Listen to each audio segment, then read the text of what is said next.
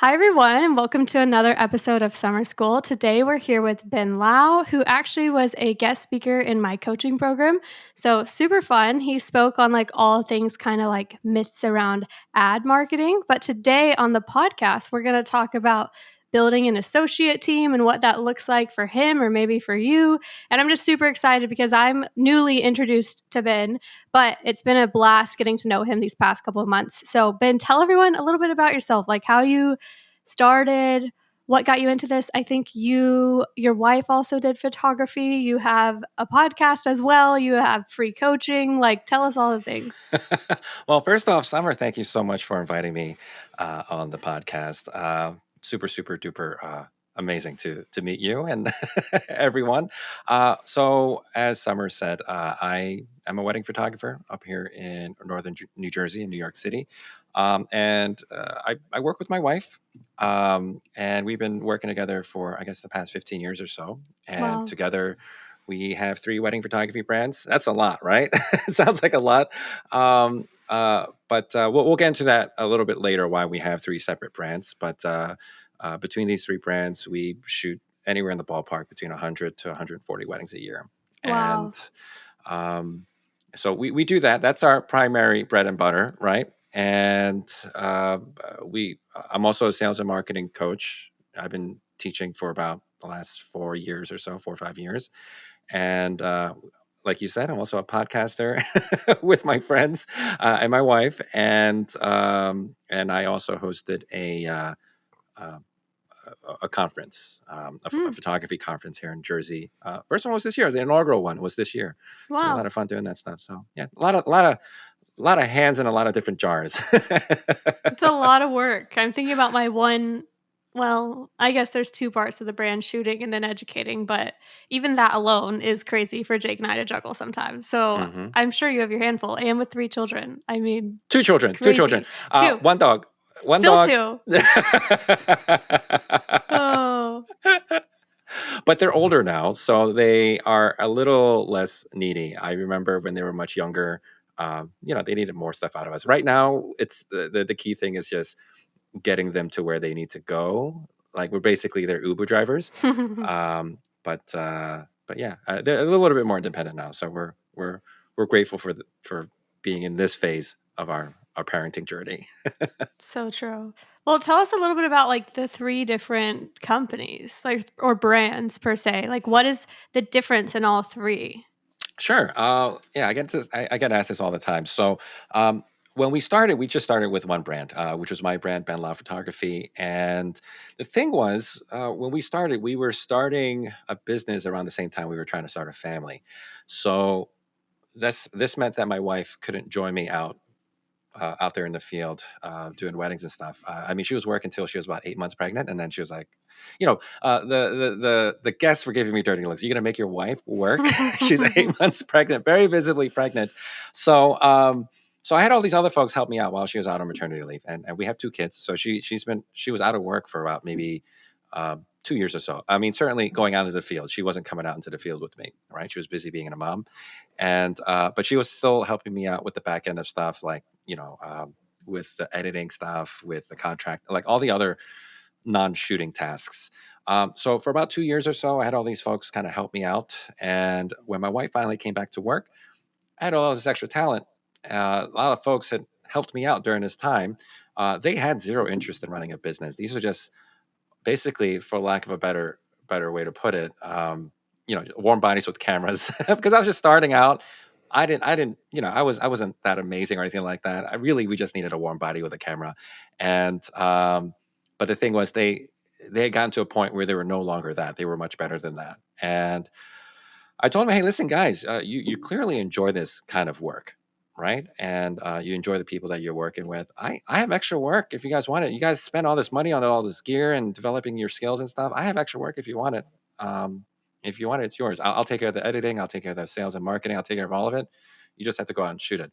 And this was long before I even realized that associate brands were a thing. This I was was just about to ask that. I was like, back then, I mean, that many years ago, I don't even know if that was a thing that people ex- were doing. Yeah, but what I knew up front was that it had to be a separate brand. It couldn't be something where they would work under my name, because right off the bat I knew that, at least from a selling and marketing perspective, I know that, if a client were to reach out to me, Ben Lau, they should get Ben Lau. They shouldn't get a Ben Lau associate. So right off the bat, I knew I needed to separate the brands, because, sure, I mean, sure, my associates could give a very something that very closely resembles a Ben Lau experience, but still, at the end of the day, it's not me. So that's why it was important for me to keep those brands separate. So we started a second company just for them, Pearl Paper Studio, and this has also allowed us to. Uh, give our associates the feeling of ownership in their work. They're no longer a Ben Lau associate; they are a lead shooter, a lead photographer for this brand. And to me, I think, pride is an important component in your work. You put more of your, I guess, your creative energy into it if you feel a sense of ownership in that work. So I think this was a sizable puzzle in all of that. Um, so yeah, we started that brand. We weren't really meant to do anything crazy with that. If we were to get 6 weddings that year, we would have been fine with that. And that's exactly what we did. The first year we did 6 weddings. Second year we shot up to 46 weddings. Wow. Third year, shot up to 80 weddings. I was like, holy smokes, what is going on here? And after that, we've been maintaining that pace ever since, right around that 100 to 120 weddings a year pace, up until COVID hit. And then uh, after COVID hit, we had all these reschedules. I don't know what the situation was like over there for you guys, but we had a whole bunch of reschedules. And with our volume, it was very hard to keep track of, or hard to coordinate, because you had some folks that were more accommodating than others, and then you had some other folks who were like, "Hey, listen, I pulled the trigger on this new date. Are you available?" I'm like, "Well, you should have consulted with me first before we did this rescheduling." And unfortunately, I was not available, but my wife was. And the thing was, um, when we offered my wife as not a substitute, but as the replacement, or someone to stand in for me, right? They were like, "Well, we're not confident that she can do the work." I was like, "Are you kidding me? She's been by my side since day one. She could totally do the job." And the only thing that was holding them back was the fact that my wife didn't have a home for her own portfolio. Mm. Right? I was like, "This needs to be corrected," and it took us that long to get to that point, because there was never really a need. Or my wife Karis, she never felt the need to, I guess, have her own brand. With the two brands alone, we were making enough money, and she didn't really have the urgency to kind of take on her own clients. But after she got a taste of getting her own clients, after getting her own brand during the pandemic, um, she's been off to the races ever since. So Wow. she's out there crushing it. We're so proud of her. It was long overdue. So now we have 3 brands, and she's shooting for herself. She's got her own clients. And as far as how we're all different, we shoot different client profiles. There are different needs for each of the brands. The clients that reach out to these brands, they need different things. They're looking for different things, and they're all marketed separately too. We don't refer work to one another, because they generally don't close, because the needs are different. So, Hmm. um, yeah, they're like independent wedding photography brands up here. Wow. And so that's amazing that you're able to like hit multiple different markets as well then. Yep, yep. So we're not dipping into the same pool of clients, so to speak. They're all a little bit different. would you That's like wild. Would you like for me to expand on how they're different? No. I mean, only if you want to. I mean, that's crazy. Do you and your wife ever end up shooting on like the same weekend? Are Oh yeah. you guys just like slammed sometimes? So you're not really working with each other anymore, probably. You're not like second No. shooting for each other anymore. Mm-mm. And we don't. Wow. We're co-shooting, by the way. This is how we stay married and co-working. She's my co-shooter. Oh, so true. I need to start calling Jake that. She's my. Jake, honestly, like, yeah, he shoots just as much as me on wedding days. Like, he's not my Mhm. second. It's definitely more of like a co, but he has no intention in being a wedding photographer. Uh huh. So, maybe it was like your wife though in the beginning Uh where, huh. didn't really care to like have her own brand. I don't know if he'll ever get to the point of wanting his own photography brand, but You never know, I guess. Maybe We in kind of 10 had no choice years. in the matter because, Yeah. we had to do these reschedules, and my wife just needed to have her own home for her portfolio. So, Hmm. uh, but I'm glad that it happened regardless. So, yeah, she's won awards. She's been published. She's been featured in all these magazines and publications and stuff. I haven't gone jack. So I'm glad she's getting all her flowers. I'm glad that she is. You're the So. businessman over there. Um, does it ever, this could be more personal, but is it ever strange to have like two different brands, you and your wife? I guess they're in slightly different markets. I mean, three different brands technically, but two different ones that, like, does it ever feel competitive in some sort? Like, I'm trying to visualize if Jake actually cared about shooting weddings and then he tried to get his own work. I feel like, in some ways, for a lot of people, that would be kind of hard if maybe one brand was like really succeeding and one brand wasn't. Like, is there Mhm. ever any sort of like strangeness, or has it all just kind of worked out? No, because the money's coming into the same pair of pants. Either there's a That's left true. pocket, the right pocket, doesn't matter. The money's still coming in. So we're not competitive in that way. And actually, for Karis, she is not necessarily working or taking in clients for us to make our mortgage payments or whatever it is, right? Like whatever she gets is bonus. So she gets to be very selective Hmm. in who she takes on as a client. So in that way, we're not competing to take as many. We're not like there's nothing to measure, like, Yeah. oh, I got 40 clients and you got 20. It's her 20 Yeah. clients, she's happy with them, whatever she's getting. You know what I That's mean? amazing. That's Yeah. beautiful. Some of your associates from your second brand, what was that one called again? Pearl Paper Studio. Pearl Paper Studio. Are any Hmm. of them the same ones that you started with now? I mean, it's been so long. Two of them are. That's Two crazy. of them are. And then there's a large number of them that came around 2015 or 16, but I got, yeah, two OGs. And they're one of them's probably listening right now. Whenever this airs, he's probably listening. He's probably like, yes, that's me. That's awesome. So, as far as starting an associate brand, yours just kind of fell into your lap because of your situation in your life and in your business. How would you say if someone has enough work and has people they have in mind that might want to shoot with them, because honestly there are a lot of people who don't really want to like worry about booking things, but they love taking photos. If Hmm. people know people like that in their life right now and they're like, oh, this could be a good thing for me, Right. explain kind of like it almost isn't necessarily associate in your capacity because you built them their own brand almost. I mean, it is, but it's not like you're just like someone inquires your bin, sorry, I'm booked, here's my associate. It's like they have their own brand, which I think is really cool. Explain to someone listening that has no idea what associates are or what kind of building your own team that's larger than yourself. Explain what that could look like on like a small scale. If someone just was like, I want to do something like this, like, but I need somewhere to start because Ben got really lucky with his amazing friends that pulled through. Well, the most key important thing is it's going to come down to the people you bring on board, right? What are their goals? What are their ambitions? What is their life situation looking like? Um, because at the end of the day, the money's good, but it has to be an arrangement that works well for not just the associates, but also for the clients as well, and also for you, the owner, the studio owner. So you got like three people that you gotta keep happy. And if you want this business to be relevant and to stay in business on the long term, um, the numbers have to make sense for everyone. You know what I mean? And the arrangements have to work out for everyone. So what do I mean by that? So I think that when a lot of people start their associate teams, and I see this happen, I see the drama that comes up on my social media feeds, like, oh my gosh, emergency! I need an emergency shooter because my associate bailed, or whatever it is.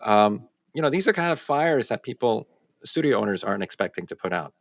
They just in my mind, I feel like they're thinking in their minds like, oh, I'm not available for this day, and I'm just gonna just hire a freelancer to go cover for me, and I'll just skim a couple $100 off the top, or maybe 1,000 or 2,000 or whatever it is, and everyone's happy. But the thing is, there's a lot of headaches that come along with those dollar signs that people don't really consider. So, from as far as building an associate team goes, the first step is just making sure you bring the right people on board. And for me, uh, as far as my criteria goes, is I'm looking for people who are they have zero interest in running a business, right? Their hands are full. So usually this means that they either have a 9 to 5 job that they absolutely love, and they're just basically going to be weekend warriors. This is just extra vacation money, or taking their partner out to dinner type of money, right? Um, they're not really looking at this photography thing to make rent. They're Okay, not looking to you to provide their livable income. exactly. So that's the first criteria. Because the thing is, I can't guarantee that I'm going to get them 40 weddings a year or 50 weddings a year. Even that's not like, even if I'm being super generous and I'm paying them 15 grand per or 1500 per wedding, like 40 weddings a year, and you're killing them at 40 weddings a year plus a day job. That's only 60 grand. It's 60 grand is not worth all that suffering. But with that being said, that's the first criteria. They have zero interest or bandwidth to run a business during the week. They can't edit. They can't do the sales and marketing. They got other stuff going on during the week. Uh, and then, um, and then even more importantly, they're producing the kind of work that I can sell, right? What I do that's a little bit different from other associate programs. I do provide training. I provide CC on all their work and stuff. I know, technically speaking, you're not supposed to command and control. You're not supposed to tell people how to do their work and stuff like that. But the thing is, when people are signing up with my brand, the brand needs to be consistent. I Yeah. can't have 20 different styles of wedding photography in the portfolio. So with that being said, I train all of our shooters. Hey, listen, I need this shot to be shot this way. But you get all these safe shots, and after you get the safe shots, go ahead and play and do whatever you want to do, right? But these safe shots don't take that long. I need to make sure I get these for the delivery, because this is what the client signed up for when they saw the portfolio and they booked with us. This is what they want, so make sure you get this. I actually feel like every associate team should be trained because everyone has their own style, their own taste. And if you're building a brand, it needs to look like a brand, not look like 10 different Like a individual casserole. artists. It's like a Yeah. casserole. Yeah. No, I 100%. Even with the one I was telling Ben before the podcast started that I've had an associate once, and we still might send her one off gigs if it's like absolutely perfect, but it's not a brand. It was more so like we just got slammed with inquiries, and I was like, wow, I'm losing so much work. And some of Hmm. these were good fits, and I knew her, and she needed extra income, but she had a successful enough brand on her own. And Hmm. so I was like, hey, if you want to, you could shoot some of these under me, but we need to like kind of train, because I've even had seconds where I'm like, these are unusable because they're not me, or like maybe certain settings just aren't how I would have shot it, you know? This Hmm. was before Jake. And I'm like, man, even if I used to set if Jake was unavailable for some reason to even second co-shoot, I think I'd have to have a training day with someone. Even if Hmm. they've been shooting for 15 years, I'd have to be like, hey, this is how I shoot the wedding. And I need you to do it this way because you're working with me today. You're not working for yourself. You know what I mean? Hmm. And so I definitely think if anyone's having an associate team, like training or having like even like a manual or like a book that explains your company, its values, how you shoot group photos or ceremonies that are low lit, just when you would break out the flash or what settings you wouldn't go below, I've had like, yeah, yeah. Yeah, that's I a think I tricky was thing. traumatized when I did like the one off associate where it wasn't like my associate, where it was like, oh, this gig came through. I'm just going to hire like a random friend. And yeah, it didn't go the best for me, honestly. Um, it the photos were settings where I was like, shoot, I would have not done that. But it's my own fault because this, I was just told, oh, just hire an associate, just hire some one-off person. And it's like, no, even if their Instagram looks good, that does not mean it's going to be in line with your work. Correct, 1000%. And I'm always from that school of thought where, if you have extra work and you don't have associates, just refer it out, Mm-hmm. instead of hiring a freelancer to shoot under you, because Yeah. that's where the trouble happens. So the last part of this is, as far as my criteria goes, and I might catch a lot of flack for this, is that no, not generally speaking, absolutely speaking, I don't hire freelancers who have their own brands, who shoot for themselves. Associates shoot for me. And let me tell you why. Because here's the thing. uh, I don't think I'm lowballing anyone or anything like that, right? But I'll pay anywhere between 1,300 to 1,500 for a lead shooter, okay, depending on what I'm charging for them, right? And that's not terrible. That's I think that's like about market rate, give or take. Um, and that's not terrible. But the thing is, why are they schlepping around with me for 1,500 bucks When they when could they book can their get their own own. job for 3 grand or 4 grand or 5 grand? You know what I mean? Yeah. It's a lose lose situation for both me and them. So let's say that they stuck with me. They stuck it out because they're loyal to me. They committed with me. Now they're going to have this chip on their shoulder. It's like, man, I could have made 5 grand this weekend, but because of my loyalty to Ben, I'm going to do it for 1,500 bucks, right? That's Yeah. that's that's not good. But let's say that they decide to go off and take the $5,000 gig. Now I've got to go scramble and tell the clients, hey, listen, the person that I sold you a year ago no longer available. I got to find a replacement for you. That makes me look bad. It screws me over.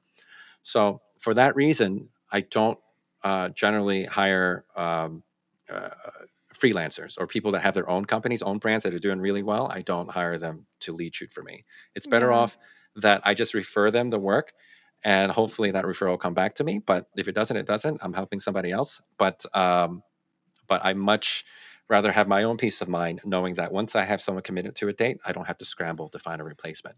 And I think that's where a lot of the drama that you see on social media happening. People are they hire these freelancers. They're not even officially part of the team. These are just freelancers that they found on the Mhm. internet to associate shoot for them because they want to make a little extra money. And um, it turns out not ending so well for them. Yeah. Yeah, that was my, like, first experience, which is why my second person was more trained. She did have her own brand, but she did need work and income, and so she was very committed and loyal, which was great, and was willing to, like, get feedback and, approach things in whatever ways I needed, or, and I would always send her equipped with, like, even great, like, second shooters, and she got to travel, things that she wanted in her own portfolio, so it was like a win-win for both of us, and she was very committed, wouldn't have bailed if she had a different inquiry. You know what I mean? Hmm. But when we moved to LA, it just didn't make as much sense. We were able to have like powwows at my house when we lived locally, Hmm. and she could borrow gear if she needed, like, because just because I had an inquiry didn't mean it was for me to shoot, So maybe I actually was free and home, but she was shooting it. Hmm. So we would send, or maybe the budget was different. So she kind of hit like a lower budget market Sure, sure. than I was taking on. So it's kind of a way that we could hit two different markets as well. But then when we pivoted to even higher of a market, I was like, this doesn't work anymore, because what I'm advertising, what people are inquiring for, even if they don't have the money to hire me, Hmm. sending them an option that is cheaper feels like almost diluting my brand, because I still need to be able to say this is as good as me because you want my photos. You know what I Right. mean? Hmm. But then if I'm saying this is as good as me, but it's someone else and it's drastically cheaper, Hmm. in my opinion, that almost makes me as a brand diluted. And you know what I mean? It's a Like, little suspicious. It the doesn't. psychology of it Yeah. just doesn't add up. Right. It's like, why should you pay 3 or 4 thousand more for me when the other person I'm saying is just as good? You know what I mean? 1,000%. So then I was like, I just don't feel like it makes sense anymore at our price range. And so we kind of have stopped doing it. But Hmm. I think a brand, like a team, that is so much wiser than just having these random people. When people inquire for me, maybe they're okay with someone else, but do they want someone else? And then I don't want to be in a place where a client is even suspicious in any Hmm. way, Right. So that's part of the thinking, the calculus when it comes into when it comes to why we separated the brands. And Yeah. unless they're really digging deep into our about me's and our stories and stuff like that, there should be no indication that the two brands are related. Yeah. They're all marketed separately, and they get different clients, and they have their own referral networks. They have Hmm. their own connections. They have their own referral pools. Um, so yeah, How would it's. you suggest someone go about finding someone that's good enough to shoot under a brand like that, Hmm. but doesn't have interest in running their own business? You know what I mean? So glad that you asked. So I believe it or not, I when I first started, I usually uh, um, talk to the folks at weddings who clearly are very passionate about being Uncle Bob at the wedding. Because these are very young Uncle Bobs, right? I think I have 3 or 4 associates on my team where I met them at a wedding. They're Mm, somehow related to a wedding that I shot, and I invited them over. We had a conversation, and now they're on my team. Okay, that's amazing. yeah, and the timeline for that, for how everything works, is usually they start off as a third shooter or an assistant just to get a sense of how the day unfolds, and that usually lasts for about 1 or 2 seasons, and then they're second shooting for at least 1 to 2 seasons before they're a lead. And I Wow. don't put them up to be a lead shooter until I'm confident they got everything down, all our settings, and how we talk to people, all those soft skills as well, how they present themselves on the wedding day. Um, it takes a little while. I would say a good 4 years until I would promote someone to become a lead shooter. It takes a little while because I got to make sure they got it. You know what I mean? Yeah. Yeah. No, and that point you made on like even the soft skills, for me, that was the hardest part. And even ever thinking about having an associate, even though I only had like the one, was personality. They had to present themselves in a way that, in my opinion, I would have, because they're representing me. You know what I mean? Correct. And I wanted them to communicate and pose and direct in ways that would be similar to me, but I also didn't know a lot of people that were similar to me. So I was like, this would be hard to find an associate, because I don't want someone to go in and like overwhelm a client, stress them out on a wedding Uh-huh. day, or the client just decide they don't like this person. You know what I mean? Right. Because it would have been a direct representation of myself and my decision to put them in that wedding, And so even down to Mhm. like what people wear, that was a mistake I ran across, was not having that outlined and like just You telling didn't think that people you what would to have to. wear. I didn't think I would have to. Exactly. And then it was a black tie wedding, and I had bad feedback with someone I'd hired in my company before, and I was like, "Darn it!" Like, you are always learning lessons in business, and now I'm just like, please, everyone, just wear all black. Like, I don't care if you look like a waitress. No one's going to be mad at you if you're wearing all black, It's a because teachable moment. no, I love sharing my mistakes because everyone can learn from them. But you don't think, when you're hiring even freelancers because they're running their own businesses, that Mhm. you need to even have things like that. But everyone's business is so different. What they Mhm. wear in their business, like with their company, Mhm. might be perfect, but what they wear to represent your business might upset your client. Like, Exactly. There is a subgroup of photographers, I think, in my market as well. They're like, "Hey, listen, I'm there to work. I gotta be comfortable. Why is anyone looking at what I'm wearing anyway?" I'm like, "Listen, guys, clients are paying a lot of time, effort, and money to put the celebration together. And if it's a black tie event, maybe it wouldn't hurt to dress put up on a some little dress bit." pants. You don't uh, need to wear a full tux, but You just know what? I bought a tux. I love I did buy a that. tux. I interviewed a videographer on my podcast a couple of months ago, and he wears a tux to shoot weddings because, Yeah. um, yeah, he just does. And he's like, well, a lot of the events I shoot are black tie, and this allows me to blend in a little bit more. It makes me look professional. And this guy, he's shooting like 70, 80 weddings a year, so good for him, Wow. right? And they're high end weddings too. And I was like, my co-host was like, "Well, if they're paying me your kind of money, I would wear a tux too." And then the videographer made a point. It's like, "Well, what's to stop you from wearing a tux now? They're not paying you little money right now either. Yeah. So what's the difference between being paid 5,000 or 8,000? Doesn't matter. They're still paying a nice chunk of change for you to be there to shoot their wedding. So what's Yeah, the I tux cost?" know Miles Whit Boyer also wears a tux to like every wedding he shoots. And I've had him on the podcast before, so that's how I know, because I know it's like one of his sticks in client experiences, like presenting yourself in a Hmm. way that benefits the client's experience. And we also dress pretty nice. We do not wear a tux, but Jake always gets compliments on his outfits. His like floral satin shirt and dress Ooh, I like pants. it. I know. Everyone was always like, wow, he's so cool. I'm like, hey guys, I'm still here. But I've been wearing just long dresses, which can be inconvenient. Yes, pants with hmm pockets might be better. And if I feel hmm like I need pockets, I'll just wear like suit pants, but I don't feel like it looks as good. And even if I'm overdressed, I would rather be overdressed than hmm underdressed with it being a distraction to people's experience. Yeah, you need to see what my wife dresses. You need to check her out.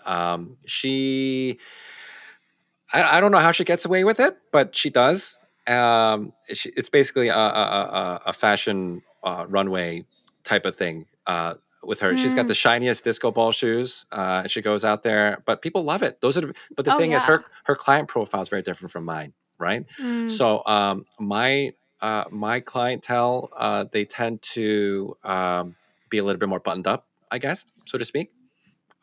Whereas hers, they have money too. It's just that they're a little bit more, not so much casual, but they don't care for those type of things, right? She's just a Yeah. lot more barn weddings, stuff that's out in the fields and stuff like that. Um, she gets like museum weddings and stuff. Whereas I'm, at places where you would have people who are buttoned up. Yeah. I don't know No. how else to I don't know how else to explain it. But if I'm shooting a wedding at a barn, I'm not wearing a tux. You Yeah. gotta look at the Read the situation. room. That's Exactly. like when we lived in Washington, P&W weddings. They did not really care how you dressed. I feel like I probably may not overdressed, but I dressed the part. But I would wear a long dress with almost like not hiking boots, but they were like black, almost Blundstone Mm-hmm. boots, if anyone knows what I'm talking about. And it was great because they're very comfortable, very good on my feet. And Uh then when we moved to California, I was like, yeah, I cannot wear these boots into this huh. downtown LA luxury venue. And I wore like, oh gosh, it was horrible because I didn't have time to actually find shoes that were comfortable for uh that huh. scenario. Uh huh. So I ended up just wearing like platform loafers. And by the end of my like Oh 14-hour day oh. of like a 350-person wedding, I was like, I'm gonna die. This is horrible. But now I have a good pair of flats, and like flats, they look nice, they're comfortable, like it works out. But the boots were not. It would have not gone well if I wore boots to like a high-end LA indoor wedding. uh Like that huh. just would have been weird. But in Washington, everything's like outdoor nature Uh huh. vibes. Like people probably enjoyed that I was wearing like Here's boots. here's here's my secret, right? So I have dress shoes. They're rubber bottoms, so that's number one, right? But once I get to the reception dance floor and everyone's dancing and stuff, no one's looking at my shoes at that point, No. right? So I have like all black, just sneakers. They don't they don't look like anything. They're just black sneakers and they're super duper comfortable. At that point, it's so crowded, no one can see my shoes, right? But for the most of the day, I'm wearing my dress shoes that have the rubber bottoms, and it's pretty comfortable. It's worked out okay so far. Honestly, my flats aren't bad at all. Uh huh.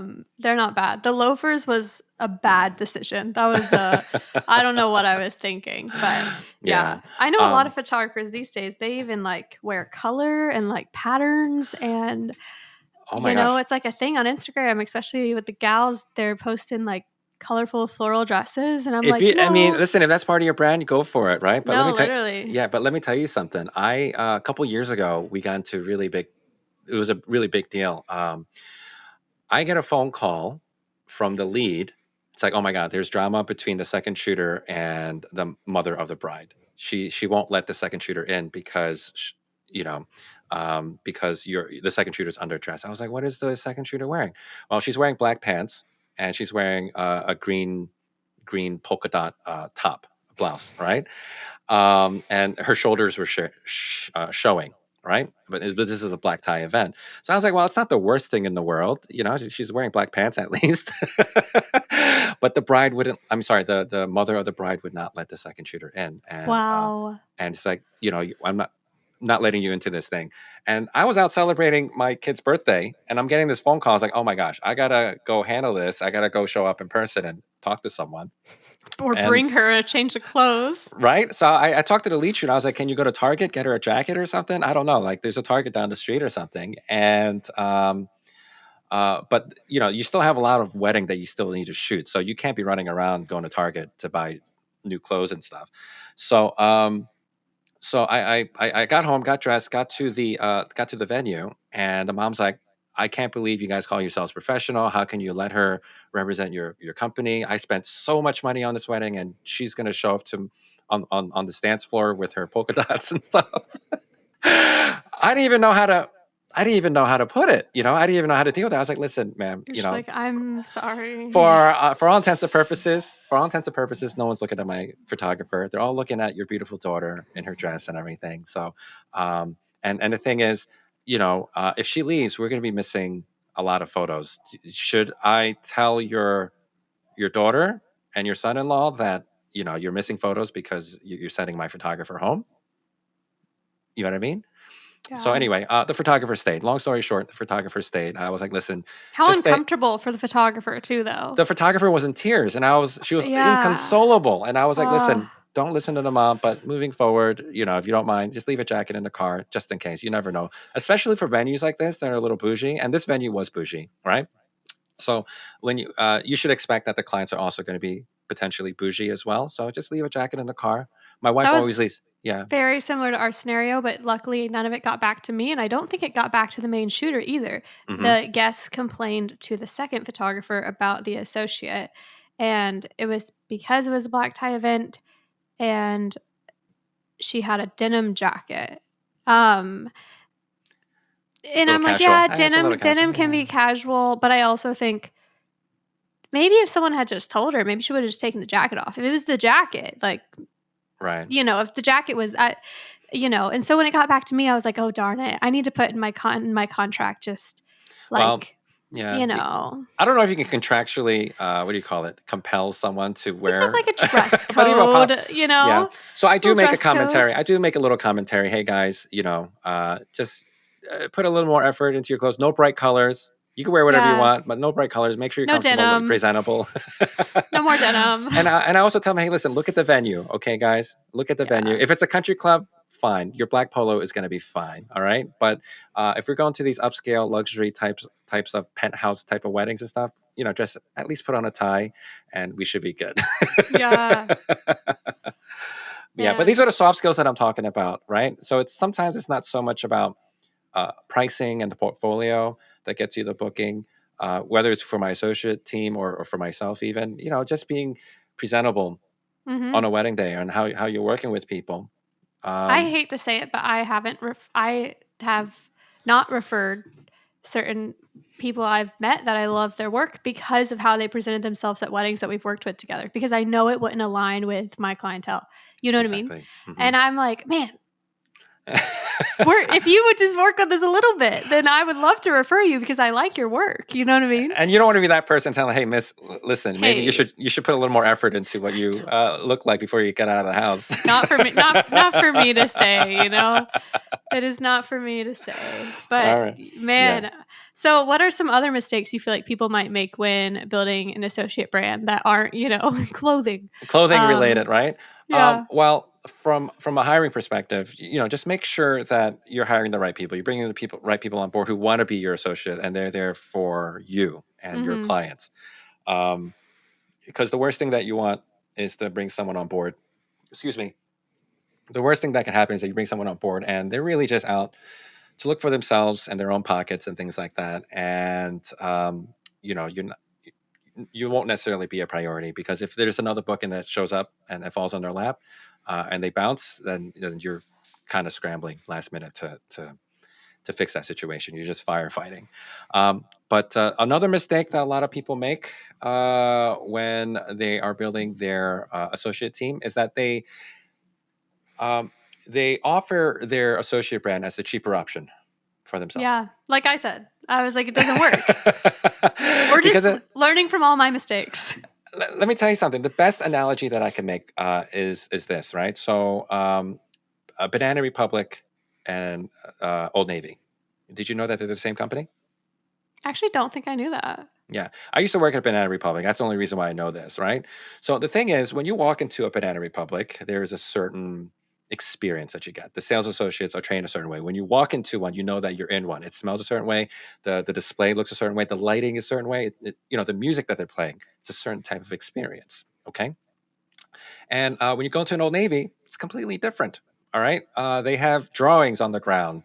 They have, I don't even know if they have a perfume section, but certainly, you're going to have different color schemes that are going on in that space. Right?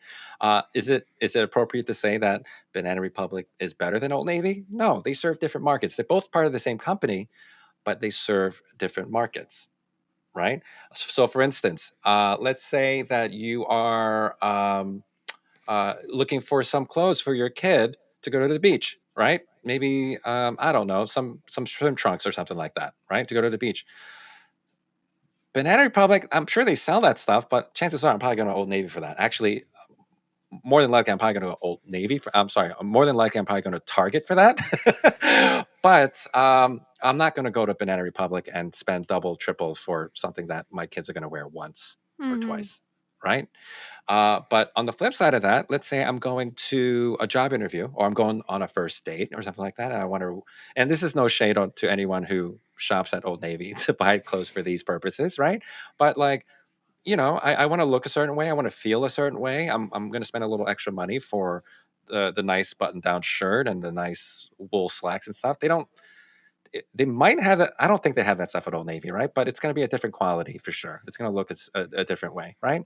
So they're serving completely different clients. So it's unfair to say that hey, uh, you can't buy what you need to buy at Banana Republic. So why don't you go check out Old Navy? Maybe they got what you're looking for because they're cheaper. It's not Old Navy. It would be wrong to say that Old Navy is a cheaper version of Banana Republic, is what I'm saying. So your associate brand should not be a cheaper version of you. It's just Mm. completely just two different. It should be two different audiences, two different client profiles that you're serving, and therefore two different products, and that should keep everyone out of hot water. And no one's ever going to try to make that comparison that that they're comparing apples to apples. Does that make sense? I've been rambling for Yeah. the last 3 minutes. I don't know if any of that made any sense. No, it makes sense. It makes sense Yeah, because that was the scenario we got in where I'm like, it doesn't feel right to advertise this person as like the cheaper option of me and then me also try to say that they're just as good as me because even if they can do just as good as me, what does that reflect on me and them? You know what I right. mean? Like, Uh, how I present is, hey, listen, they just happen to be a little cheaper, but that's not the reason why you book with them. I want you to look at their portfolio, see what you like. mhm. Okay, if it aligns with what you're looking for, then let's go. Let's rock and roll. Let's make this happen.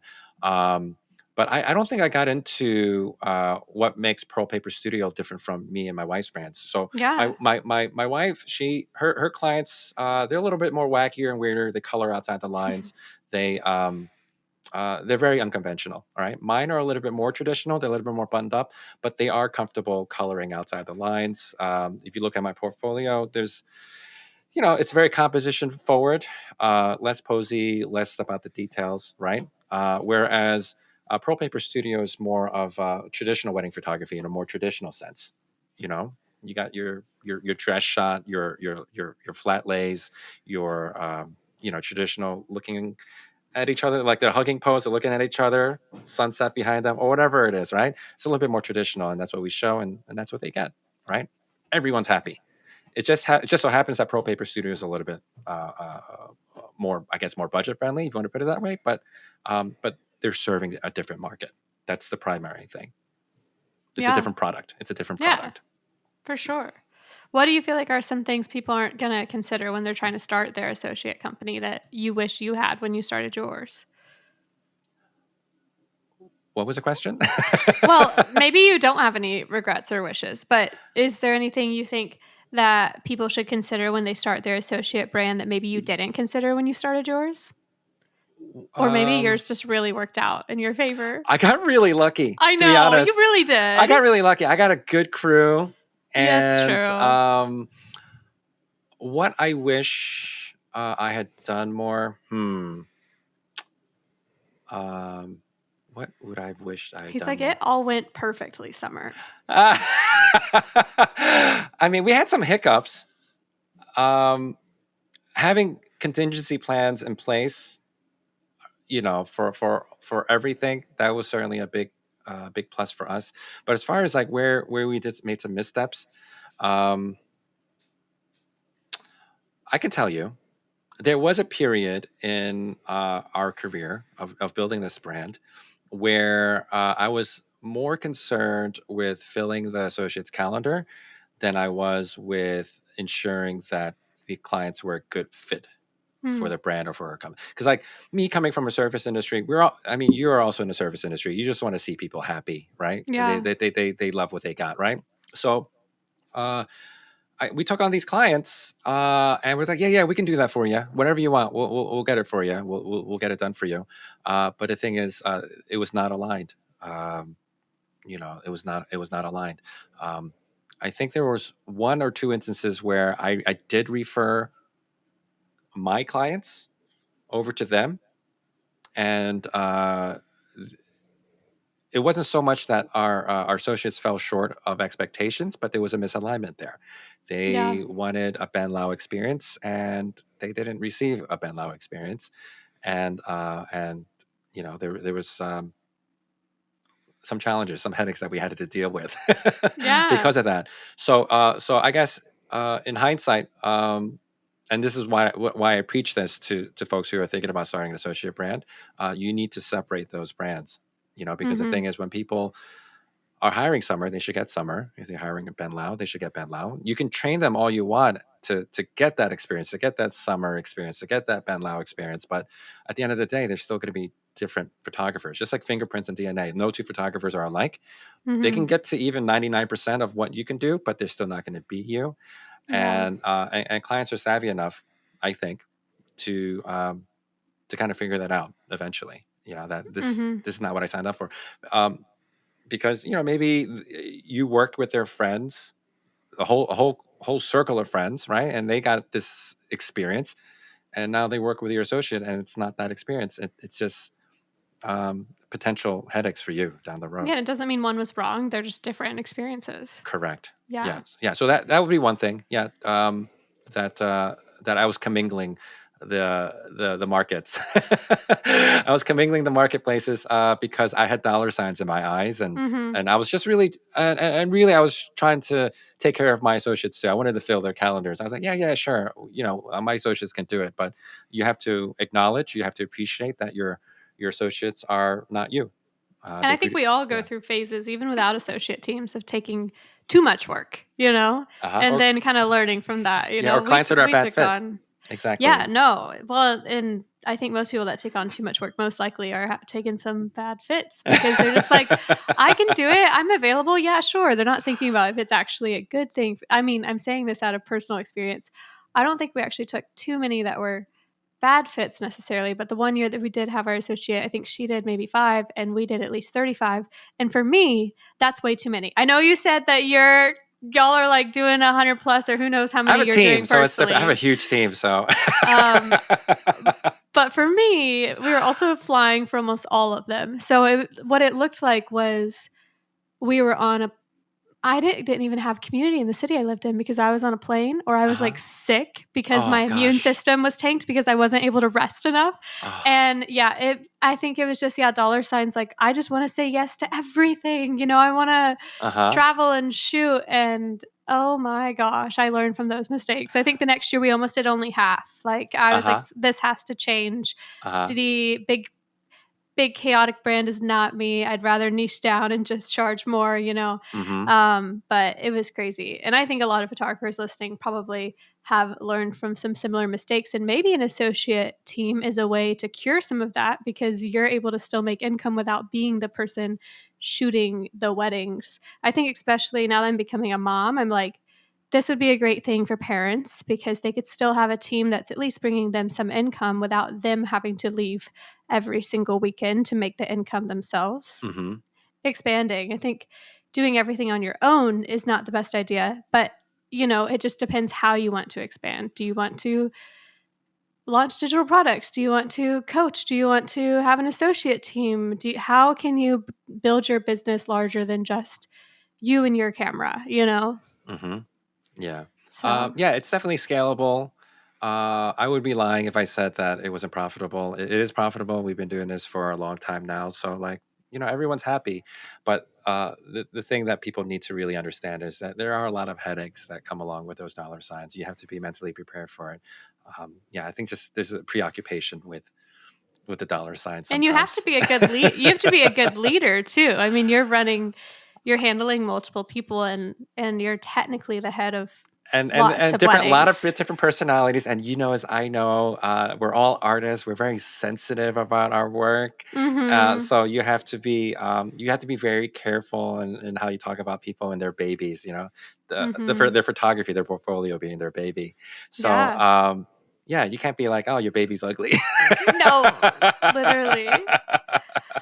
Man, well, to wrap us up, I know you put this even as one of your questions you'd be down to answer, and I'm curious, but you put what's maybe your favorite way that you market both your primary and your associate, which makes me think that you market them differently. So I'm curious, what are your favorite ways to market both of these brands? My favorite way to market these brands is just by building good relationships, solid relationships with everyone in the marketplace. Okay, Mm, so this includes the planners and the venues, fellow photographers. So I'm very very big on being a part of the community, being an active member of the community, because the thing is, it's not just for the referral getting or anything like that. But like, listen, even if I'm in a jam, right? I'm in a jam. I got COVID or something like that. I need someone to cover for me, right? Well, my wife will probably help me out with that in that case, but we still have other holes that we need to fill. Being a part of a larger community can be very helpful mhm. in those cases.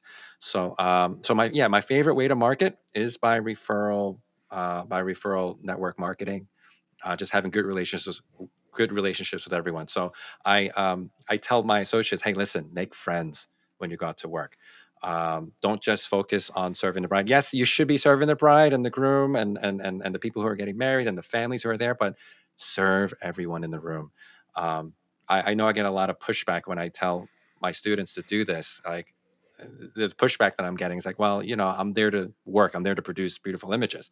I was like, well, the other important component that's part of your job is to make friends, Yeah. to make those connections, because I can't tell you how instrumental that has been in building our business and and our networking, our marketing machine, having all those people shouting our name from the rooftops. Do you do or go to anything outside of weddings for networking? Like, are you going to any, I mean, I know you hosted a conference, which Hmm. that's networking, but as far as less educator, more photographer, are you going to any sort of like galas, events? Like, I mean, I don't know in your area in LA. I mean, I could go to like anything. I think I went to at least one black tie event for like 6 months from like January till I Uh-huh. decided I was too pregnant to be doing these things.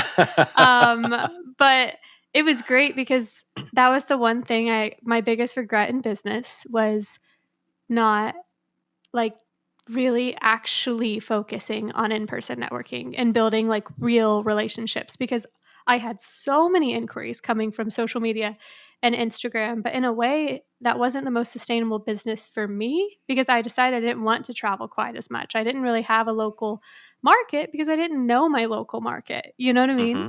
And so when we moved to LA, I was like, this has to change. I'm going to go to anything I can get to. I went to Uh-huh. like a WIPA event, went to like a wedding planners event that she hosted and invited me to. I went to like a luxury networking event. I just kind of was like literally in my stage of going to everything to meet as many people as I Uh-huh. could. But for you in Jersey, are you going to any events like that still, or is your team going to anything kind of just, uh in person events? Yeah, the venues actually, they have their own little functions and stuff, and we get invited to Fun. those. There is a WIPA event coming up, I think, in a few weeks. I think my wife needs to get us tickets or Fun. something. I got a Yes. tux for it now, right? Yeah.